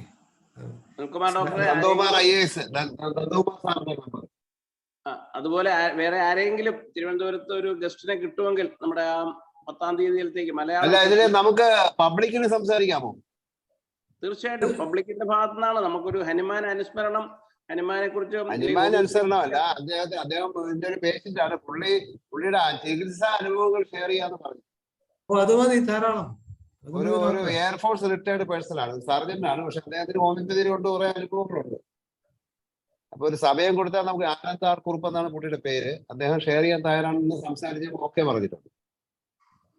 Anilkumar doctor അതൊന്നും നമ്മുടെ സ്റ്റിയറിംഗ് കമ്മിറ്റി ഗ്രൂപ്പിലോട്ടൊന്ന് ഇട്ടോളൂ. അപ്പം അപ്പൊ എപ്പോഴാണ് സമയം കൊടുക്കാന്ന് പറഞ്ഞാൽ നമുക്ക് ചെയ്യാൻ പറ്റുള്ളൂ. 9 മണി തൊട്ട് 10 മണി വരെയുള്ള നമ്മുടെ ഇതേ മലയാളം സെഷനിലാണ്. ടെൻത്തിനല്ലേ? അതെ, 10-ന് തിങ്കളാഴ്ച. അപ്പൊ നമുക്ക് നമ്മളെ ഞായറാഴ്ചത്തെ പ്രോഗ്രാം അനന്തപുരി FM വിളിക്കല്ലേ? എന്താണ് അനന്തപുരി FM നമ്മുടെ ഒരു പ്രോഗ്രാം ഉണ്ടല്ലോ, വിജയകുമാർ ഡോക്ടർ നടത്തുന്ന പ്രോഗ്രാം. അത് തിങ്കളാഴ്ച 10 മുതൽ 11 വരെ. തിങ്കളാഴ്ച രാവിലെ അത് ഉച്ചയ്ക്കാണ്. തിങ്കളാഴ്ച രാവിലെ 10 മുതൽ 11 മുതൽ 12 വരെ. 11 മുതൽ 12 വരെ മധുരഗീതങ്ങൾ. 10-ാം തീയതി 11 മുതൽ 12 വരെ അല്ലേ? അതെ, മധുരഗീതങ്ങൾ. അതെ. അപ്പൊ അത് ആ നോട്ടീസ് എല്ലാം ഫേസ്ബുക്കിലെല്ലാം കയറ്റി വിട്ടിട്ടുണ്ട്. ഓക്കെ. പ്രസവൻ ഡോക്ടറെ സംസാരിക്കാം. അല്ല, ഞാൻ അനിൽകുമാർ ഡോക്ടറോട് ചോദിക്കായിരുന്നു. ഒരു ഫിലിം സ്റ്റാർ രാമേന്ദ്രൻ അനിൽകുമാർ ഡോക്ടറുടെ പേഷ്യന്റ് ആണ്. എന്റെ പഴയ ഒരു പേഷ്യന്റ് ആയിരുന്നു. അങ്ങനെ ഇപ്പൊ തിരുവനന്തപുരത്താണ് താമസം. ഇപ്പൊ അനിൽകുമാർ ഡോക്ടറൊക്കെ വരുന്നുണ്ട്. അയാൾക്ക് നല്ല ഹോമിയോപ്പതി, നല്ല ലോകത്തുള്ള സകല ഹോമിയോ ഡോക്ടർമാരെ കണ്ടിട്ടാണ് വന്നിരിക്കുന്നത്. അതാ ഞാൻ പറഞ്ഞ. അപ്പൊ ടങ്ങാണ് ഞാൻ പറഞ്ഞിട്ടാണ് ഡോക്ടറൊക്കെ വരുന്നത്. ഇവിടെ മുമ്പ് സുധീർ കരമന അനിൽകുമാർ ഡോക്ടർ കെയർ ഓഫിൽ വന്നിരുന്നതായിട്ട് എന്റെ ഓർമ്മയുണ്ട്. ഉണ്ട്. സുധീർ കരമനെ വന്നിരുന്നു. സുധീർ കരമനടുത്ത് ചോദിക്കുക. അപ്പൊ ഈ രാമേന്ദ്രനോട് ചോദിച്ചാൽ ചിലപ്പോൾ പുള്ളി സമ്മതിക്കും. പുള്ളിക്ക് രാമേന്ദ്ര സാറിന്റെ നമ്പർ ഉണ്ടോ? ഡോക്ടറുടെ അദ്ദേഹത്തിന് നമ്പർ ഉണ്ടോ? എന്റെ നമ്പർ ഉണ്ടോ? എനിക്കൊന്ന് അയച്ചു തരുമോ? ഞാൻ വിളിക്കാം. ഞാൻ അയച്ചു തരാം. അല്ലെങ്കിൽ അദ്ദേഹം ഒരു സീരിയൽ ആക്ടറൊക്കെ ആയിരുന്നു. ഇപ്പം മറ്റേ സൗണ്ട് പ്രശ്നം, അതായത് നാക്കിന്റെ പ്രശ്നം വന്നുകൊണ്ട് അദ്ദേഹം അഭിനയിക്കുന്നില്ല. ഒത്തിരി ഇമ്പ്രൂവ്മെന്റ് കിട്ടിയിട്ടുണ്ട്. പുള്ളിക്ക് കുറച്ച് നോളജ് ഉള്ളതാണ് ഹോമിയോപ്പതിയെ പറ്റി. തീർച്ചയായിട്ടും. കുറെ മരുന്നുകൾ കയ്യിലുണ്ട്. ഇപ്പൊ ഒന്നും ഞാൻ കഴിക്കാൻ സമ്മതിക്കുന്നില്ല. അതെ. എന്റെ ഒരു പഴയ പേഷ്യന്റ് ആയിരുന്നു. ഇവിടെ കോയമ്പത്തൂരായിരുന്നപ്പോ എന്റെ അടുക്കലായിരുന്നു. പിന്നെ ട്രിവാൻഡ്രത്തേക്ക് വന്നപ്പോഴാണ് ഡോക്ടറെ കാണാൻ ഞാൻ പറഞ്ഞു വിട്ടിട്ടാണ് ഡോക്ടറെ കാണുന്നത്. അപ്പോഴും ട്രിവാൻഡ്രത്ത് ആരെയൊക്കെ കണ്ടു കഴിഞ്ഞ് പിന്നെ ഞാനാണ് ഡോക്ടറുടെ പേര് സജസ്റ്റ് ചെയ്ത് വിട്ടത്. പുള്ളി ഇടയ്ക്കിടയ്ക്ക് റിട്ടയർ ആയി. SBI വൈഫും മോനും ഒക്കെ പെർമനന്റ് ആയിട്ടുണ്ട്. അതെ. അതാണ്, ഞാൻ നമ്പർ അയച്ചു തരാം. ശരി ആയിക്കോട്ടെ. Thank you doctor. Annie John doctor ഒരു ചാറ്റ് ബോക്സിൽ ഒരു മെസ്സേജ് ഇട്ടിരിക്കുന്നു. ഒരു second. Menorrhagia case lasting 3 weeks. China ferrum met trillium secale cor failed. What to give? Menorrhagia, China ferrum met secale cor. വേറൊരു മെഡിസിൻ എന്താണ് കണ്ടത് ഡോക്ടറെ? സ്കാൻ ചെയ്ത് നോക്കിയപ്പോ ഫൈൻഡിങ്സ് എന്താണ്? അൾട്രാസൗണ്ട് നോക്കിയോ? ആനി ജോൺ ഡോക്ടറെ ഒന്ന് അൺമ്യൂട്ട് ചെയ്ത് സംസാരിക്കൂ.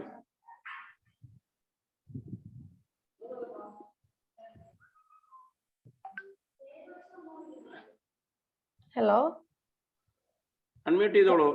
ഡോക്ടർ ആ കേസ് സ്കാൻ ചെയ്യിപ്പിച്ചായിരുന്നു. എന്താണ് അൾട്രാസൗണ്ടിൽ കണ്ടത്?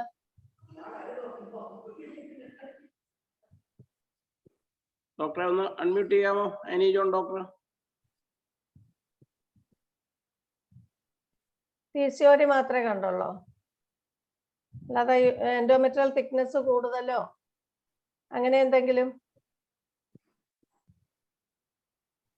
പോളിപ്പോ അങ്ങനെ എന്തെങ്കിലും ഉണ്ടായിരുന്നോ ഡോക്ടറെ? ഒന്നുമില്ല, PCOD മാത്രമേ ഉള്ളൂ. അപ്പൊ പിന്നെ ഡോക്ടർ ചൈനയും ഫെർമെറ്റും ഒക്കെ കൊടുത്തു കഴിഞ്ഞു അല്ലേ?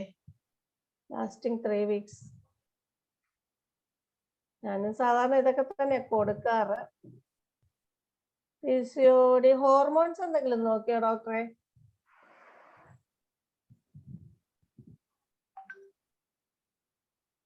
ഹോർമോൺ ഒന്നും നോക്കിയില്ല. ചിലപ്പോ എന്തെങ്കിലും ഹോർമോണൽ ഇംബാലൻസ് ഉണ്ടെങ്കിൽ.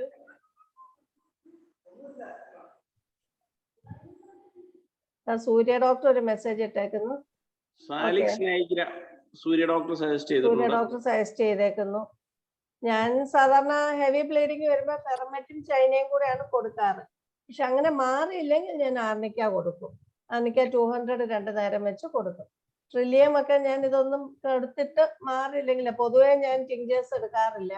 ഞാൻ പൊട്ടൻസി മെഡിസിൻസ് ആണ് കൊടുക്കുന്നത്. അതുകൊണ്ട് തന്നെ ട്രില്ലിയം ഒക്കെ കൊടുത്തെങ്കിലായി, അത്രയേ ഉള്ളൂ. പക്ഷെ ഫെർമെറ്റും ചൈനയുമാണ് ഞാൻ സാധാരണ കൊടുക്കുന്നത്. അതിൽ മാറാറില്ലെങ്കിൽ ഞാൻ ചൈന മാറ്റിയിട്ട് ആർണിക്ക കൊടുക്കും. ഫെർമെറ്റ് എന്തായാലും കൊടുക്കും. എന്ന് വെച്ചാൽ ഇത്രയും ബ്ലഡ് ലോസ് വരുമ്പോൾ അവിടെ ഒരു അനീമിയ ഉണ്ടാകുമല്ലോ. അപ്പൊ അതുകൊണ്ട് ഞാൻ ഫെർമെറ്റ് നിർത്തത്തില്ല, ആർണിക്കയിലോട്ട് പോകാറുണ്ട്, അങ്ങനെ കൊടുക്കാറുണ്ട്. ട്രിലിയത്തിനേക്കാൾ ബെറ്റർ ആയിട്ട് മില്ലിഫോളിയം വർക്ക് ചെയ്യുന്നതായിട്ട് എനിക്ക് തോന്നിയിട്ടുണ്ട്. മില്ലിഫോളിയം നല്ലതാണ്. അതുപോലെ ഇത് നല്ലല്ലേ, എന്താ പ്ലാസ്റ്റി നല്ലല്ലേ, തലാപ്സി. ഞാൻ കൂടുതലും പക്ഷെ മില്ലിഫോളിയം ഉപയോഗിച്ചിട്ട് കൂടുതൽ റിസൾട്ട് കിട്ടിയിട്ടുണ്ട് ട്രിലിയത്തേക്കാൾ. ഞാൻ എന്റെ ഒരു ഇത് പറഞ്ഞതാണ്. ഒരുപാട് പേരും ടിഞ്ചേഴ്സിൽ നല്ല റിസൾട്ട് കിട്ടുന്നുണ്ട് ബ്ലീഡിങ്ങിൽ. ഞാൻ പൊതുവെ എങ്ങനെ എടുക്കുന്നില്ലെന്നേ ഉള്ളൂ. ഞാനൊരു മെഡിസിൻ സജഷൻ പറയട്ടെ. ഒരു പുതിയ മെഡിസിൻ ആണ്, കേട്ടിട്ടുണ്ടോ എന്ന് അറിയില്ല. ഇപ്പോഴേ അടുത്ത ദിവസങ്ങളിൽ കൈ കിട്ടിയാണ്, ഉപയോഗിച്ച് നോക്കി, വരുത്തി ഉപയോഗിച്ച് നോക്കി. എപ്പിഹിസ്റ്ററിനം 30.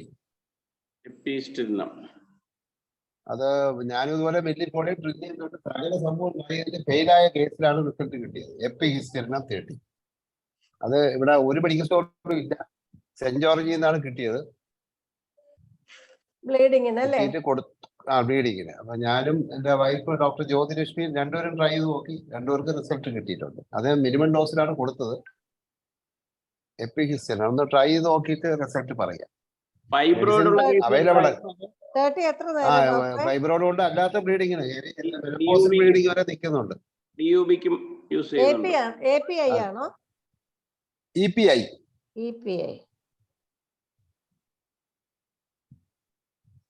പല ഭാഗത്ത് റെഫർ ചെയ്തപ്പോ കിട്ടിയതാണ്.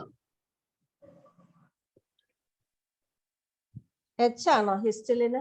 ഹിസ്റ്ററിന് EPI HYSTERINUM. Hysterium related to uterus, അത്രേ ഉള്ളൂ. എപ്പിഹിസ്റ്റീരിയം. ഓക്കേ, ഹിസ്റ്റീരിയം അല്ല, ഹിസ്റ്ററിനം.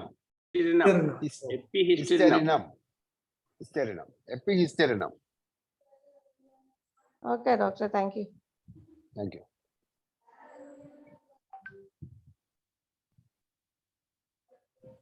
സെന്റ് ജോർജ് കിട്ടും അല്ലേ? അതെ. ഭാഗ്യലക്ഷ്മി ഡോക്ടർക്ക് ഞാനാണ് കൊടുത്തിരുന്നത് എപ്പിഹിസ്റ്ററിനം 30. വരുത്തിയപ്പോ കൂടെ വരുത്തിയതാണ്. ഇപ്പൊ ജയലളിത ഡോക്ടറുടെ മെസ്സേജ് കണ്ടു.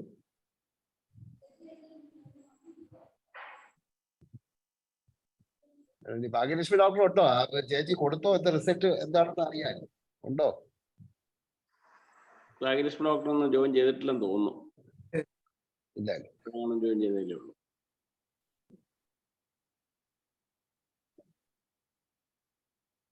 ഗീത മാഡം ജോയിൻ ചെയ്തിട്ടുണ്ട്, ഹാൻഡ് റൈസ് ചെയ്തിട്ടുണ്ട്. മാഡം അൺമ്യൂട്ട് ചെയ്ത് സംസാരിച്ചോളൂ.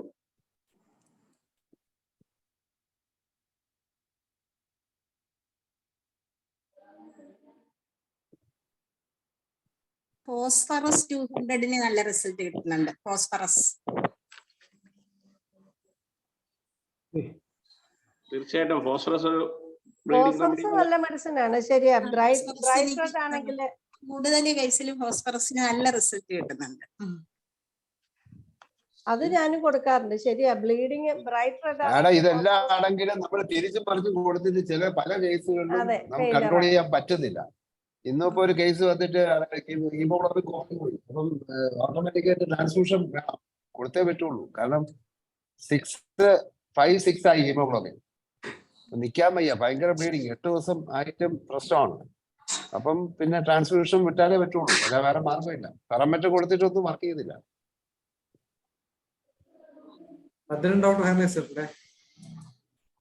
ഡോക്ടർ സംസാരിക്കാമോ? ഹലോ, പറഞ്ഞോളൂ സാർ. ഇന്നത്തെ ഡോക്ടർ മിനി ഉണ്ണികൃഷ്ണന്റെ ക്ലാസ് വളരെ നന്നായിരുന്നു. അല്ലെങ്കിലും എപ്പോഴും മാഡത്തിന്റെ ക്ലാസ് വളരെ നല്ല നിലവാരം പുലർത്തുന്നതായിരുന്നു. എക്സ്പീരിയൻസ് വളരെ ഇൻസ്പയറിംഗ് ആണ്. നമുക്ക് പല കേസുകളിലും ചെയ്തു നോക്കാനുള്ള ഒരു താല്പര്യങ്ങളും ഉണ്ടാവും. എന്നാലും ഇത്തരം നല്ല ക്ലാസ്സുകൾ വീണ്ടും ഉണ്ടാകണമെന്നുള്ളതാണ്. നമ്മുടെ ക്ലിനിക്കൽ എക്സ്പീരിയൻസ് ഷെയർ ചെയ്യാനുള്ള ഒരു നല്ല മനസ്സിന് ഏറ്റവും വലിയ കാര്യമാണ്. Thank you doctor. Thank you ഡോക്ടറെ. മാലതി ഡോക്ടറെ എറിഗറോൺ പറഞ്ഞിട്ടുണ്ട്.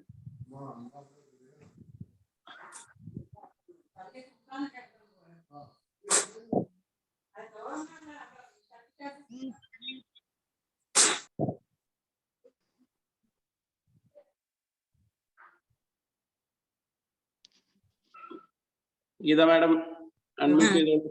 Ashok Kumar, dean administrator Amrita university സംസാരിക്കാമെന്ന് പറഞ്ഞിട്ടുണ്ട്. ഏപ്രിൽ 10-ന്. റിട്ടയർഡ് IAS ഓഫീസറാണ്. ആരാ madam? Amrita university dean administration.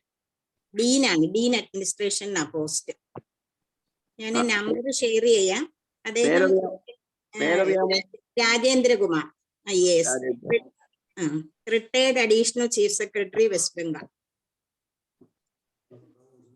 Madam ഇതൊന്നും നമ്മുടെ സ്റ്റിയറിംഗ് കമ്മിറ്റി ഗ്രൂപ്പിലേക്ക് ഇട്ടേക്കണേ. ഇട്ടേക്കാം. അദ്ദേഹം ഹോമിയോ മരുന്ന് മാത്രം കഴിക്കുന്ന സാറാണ്. സംസാരിക്കാന്ന് പറഞ്ഞിട്ടുണ്ട്. മലയാളിയല്ലേ? മലയാളിയാ, പത്തനംതിട്ടയാ വീട്. Okay madam. തീർച്ചയായിട്ടും ഇതുപോലുള്ള ആളുകളെ നമ്മൾ കൊണ്ടുവരേണ്ടതാണ്. Presently working in Amrita University D. Okay.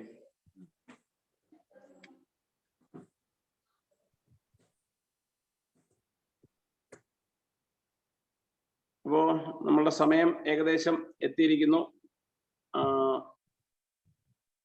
നമ്മുടെ IFPHന്റെ വൈസ് പ്രസിഡന്റ് ഡോക്ടർ ഷാജി കുടിയാട്ടും ജോയിൻ ചെയ്തിട്ടുണ്ട്. ഷാജി ഡോക്ടറെ ഒന്ന് അൺമ്യൂട്ട് ചെയ്ത് സംസാരിക്കൂ. മനോജ് ഡോക്ടറെ കൈ ഹാൻഡ് റൈസ് ചെയ്തായിരുന്നു. എന്ത് ഇനി ഡോക്ടർ എന്തെങ്കിലും പറഞ്ഞോ? മനോജ് ഡോക്ടർ ഹാൻഡ് റൈസ് ചെയ്തായിരുന്നു തോന്നുന്നു. മനോജ് ഡോക്ടറിന് സ്വന്തമായിട്ട് അൺമ്യൂട്ട് ചെയ്യാൻ പറ്റും. നമ്മുടെ ചെയ്തായിരുന്നു. GS മനോജ് ആണോ? ഞാൻ മനോജ് ഡോക്ടർ കോ ഹോസ്റ്റ് ആണ്. ഡോക്ടർക്ക് സ്വന്തമായിട്ട് അൺമ്യൂട്ട് ചെയ്യാം.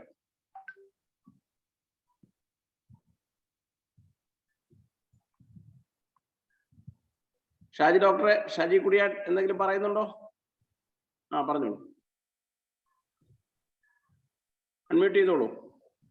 ഓക്കെ, ഇത് ഞാനിപ്പോ കേറിയുള്ളൂ. എന്താണ് സംസാരിക്കുന്നത് എനിക്ക് അറിയത്തില്ല. അതുകൊണ്ട് ഞാനിപ്പോ എന്താണ് സംസാരിക്കേണ്ടത്, എന്താണ് എന്തിന്റെ ചർച്ച നടക്കുന്നത് ഇപ്പോ? ഇല്ല, നമ്മള് ക്ലാസ് വൈൻഡപ്പ് ചെയ്യാണ്. ഡോക്ടർ മിനി ഉണ്ണികൃഷ്ണൻ ഡോക്ടറുടെ ക്ലാസ് ആയിരുന്നു. ഇപ്പോ ഗീത മാഡം പറഞ്ഞത് ഏപ്രിൽ 10-ന് അമൃത യൂണിവേഴ്സിറ്റിയുടെ ഡീൻ ഡോക്ടർ രാജേന്ദ്രകുമാർ, അദ്ദേഹം റിട്ടയർഡ് അഡീഷണൽ ചീഫ് സെക്രട്ടറി ആയിരുന്നു വെസ്റ്റ് ബംഗാളിലെ. IAS ഉദ്യോഗസ്ഥനാണ്, പത്തനംതിട്ടക്കാരനാണ്. അദ്ദേഹം ഹോമിയോപ്പതിയുടെ പ്രാധാന്യത്തെക്കുറിച്ച്, ഹോമിയോപ്പതി മരുന്ന് മാത്രമേ അദ്ദേഹം കഴിച്ചിട്ടുള്ളൂ, അതിനെക്കുറിച്ച് അദ്ദേഹം ഹനുമാൻ റിമംബറൻസിനോടനുബന്ധിച്ച് 2 വാക്കുകൾ സംസാരിക്കുമെന്നാണ് ഗീത മാഡം പറഞ്ഞത്. ഓക്കെ, നല്ല കാര്യം. നമ്മളിപ്പോ ഹിന്ദി തുടങ്ങുന്നതിനുള്ള സജ്ജീകരണങ്ങൾ നടക്കുവാണ്. അപ്പൊ ഞാൻ നേരത്തെ അത് ഓർഗനൈസ് ചെയ്യാൻ ശ്രമിച്ച് അന്തിമഘട്ടം വരെ എത്തിയായിരുന്നു. അതുമായിട്ട് അന്ന് ഇൻവോൾവ് ചെയ്തവരെ ഞാൻ ഇപ്പോ അവരുമായിട്ട് കോണ്ടാക്ട് ചെയ്ത് അതിന് സാധ്യമാവുമോ എന്ന് ശ്രമിക്കുന്നുണ്ട്. അപ്പൊ അതാണ് ലേറ്റസ്റ്റ് ആയിട്ട് എനിക്ക് പറയാനുള്ളത്. അല്ല, അത് ഹിന്ദി തുടങ്ങുന്നതിന്റെ ഒരു ഇനാഗുറേഷൻ പോലെ. കാര്യം നമ്മൾ ഹിന്ദി ഏപ്രിൽ 10-നാണ് തുടങ്ങുന്നത്. അപ്പൊ അതിന്റെ ഒരു ഇനാഗുറേഷൻ ഉണ്ടാകണം 7 മണിക്ക്. അതിനെക്കുറിച്ചൊന്ന് ആലോചിക്കണം. തീർച്ചയായിട്ടും. അപ്പൊ 7 മുതൽ 8 വരെ ഇനോഗ്രൽ സെഷൻ മാത്രമായിട്ട് വെച്ചിട്ട് അന്നത്തെ ദിവസം തീർക്കുക. പിറ്റേ ദിവസം മുതൽ റെഗുലർ ആയിട്ടുള്ള മറ്റ് സെഷൻസ് തുടങ്ങുക എന്നുള്ള രീതിയിലാണ്.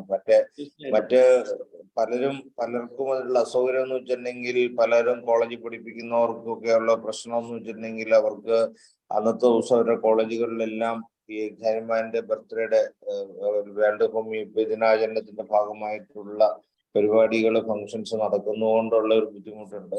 അപ്പൊ എന്തായാലും നമ്മളന്ന് തീരുമാനിച്ച സ്ഥിതിക്ക് നമ്മൾ എന്തായാലും നമ്മൾ നടത്തേണ്ടിയിരിക്കുന്നു. നമ്മൾ നടത്തുക തന്നെ ചെയ്യും. അപ്പൊ അത് നമ്മൾ അന്ന് തുടക്കം ഇടും. പിറ്റേ ദിവസം മുതലായിരിക്കും റെഗുലർ ആയിട്ടുള്ള സെഷൻസ് തുടങ്ങുക. ഫസ്റ്റ് ഡേ ഇനോഗ്രേഷൻ മാത്രമായിട്ട് നടത്താം. നമുക്ക് എന്തായാലും അതേക്കുറിച്ച് ഒരു സൂം മീറ്റിംഗ് സ്പെഷ്യൽ ആയിട്ട് അതിന് വേണ്ടിയിട്ട് സ്റ്റിയറിംഗ് കമ്മിറ്റി വിളിച്ചുകൂട്ടി നമുക്ക് ഫൈനലൈസ് ചെയ്യാം. വേറെ ഒന്നും ഇപ്പൊ പറയാനില്ല. ഞാനിപ്പോ എന്താണ് നടക്കുന്നതെന്ന് അറിയാൻ വേണ്ടി ഇപ്പൊ വീട്ടിൽ വന്നപ്പോ ജസ്റ്റ് ഒന്ന് കയറിയേ ഉള്ളൂ. യാത്രയിലായിരുന്നു. ഇന്നത്തെ സെഷൻ നമുക്ക് വൈൻഡപ്പ് ചെയ്യാനുള്ള സമയമാവുന്നു. മിനി ഡോക്ടർക്ക് ഒരു നന്ദി പറയുന്നതിന് വേണ്ടി ഞാൻ ഡോക്ടർ VS ജയചന്ദ്രൻ ഡോക്ടറെ ഇൻവൈറ്റ് ചെയ്യുകയാണ്. ഡോക്ടറെ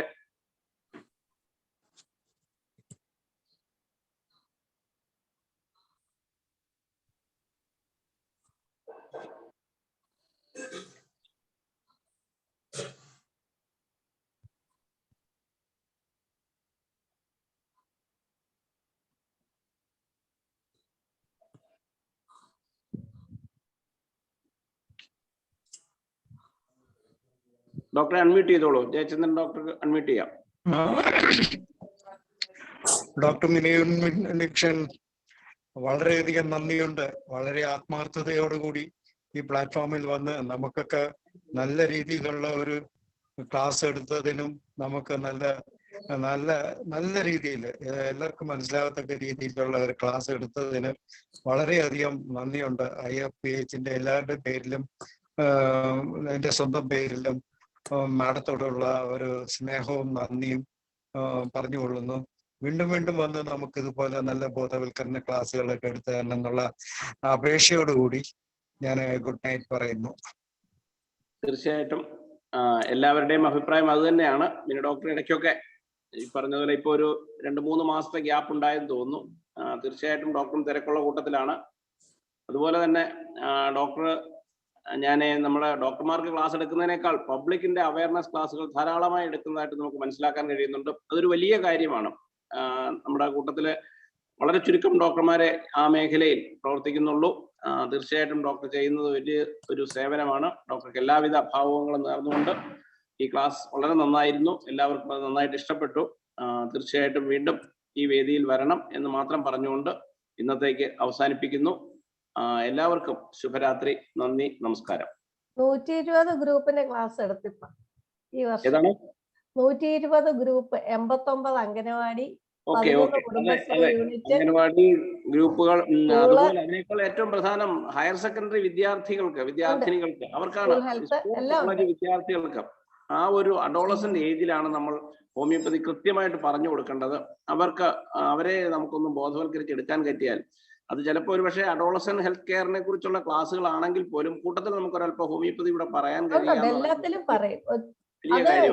അംഗൻവാടിക്ക് എടുത്തു എന്ന് പറഞ്ഞത് കൊച്ചു കുട്ടികൾക്കല്ല, ഓരോ അംഗനവാടിയുടെയും അണ്ടറിലുള്ള കൗമാരക്കാർക്കായിരുന്നു. കൗമാരക്കാർക്കായിരുന്നു. ഒരു വർണ്ണക്കൂടം എന്ന് പറഞ്ഞ ഒരു ആരോഗ്യ പദ്ധതിയായിരുന്നു. അത് ഗവൺമെന്റിന്റെ ഒരു പ്രൊജക്റ്റ് ആയിരുന്നു. 89 അംഗനവാടിക്ക് എടുത്തു. വളരുന്ന കുട്ടികളോട് നമ്മൾ ചെയ്യുന്ന ഏറ്റവും വലിയൊരു സേവനമാണ്. ഒത്തിരി പേര് അതിനുശേഷം നമ്മളുടെ ട്രീറ്റ്മെന്റിന് വരുന്നുമുണ്ട്.